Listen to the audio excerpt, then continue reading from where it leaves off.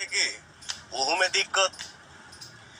आज सबके एक दूसरे से प्रेम हो गई, एहू में दिक्कत। ए महाराज, सबसे नहीं सब दुनिया प्यार करता है तो हम आज यहाँ बैठ के इतना बोल पा रहे हैं। कुछ भाई लोग बाड़ा जा बताओ, नीमन से रहो तब वो दिक्कत, बाउर से रहो तब वो दिक्कत। अरे पगला तो कहल का जाओ है? घर के छोट लड़का के अगर गोदी में बैठा के खिलाओ, अपने जंघा पे बैठा के, और लड़का अगर जांग पे पेशाब कर देवे तो का जांगवा काट के फेंक दिए ओकरा के साफ कर जाई। क्या तुम लोग बात करते हो यार।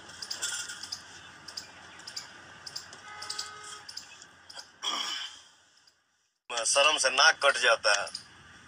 महान हो तुम लोग यार, क्या बोलूं। तुम लोगों के मुंह लगना और 10 किलोमीटर पैदल चलना वही बराबर है।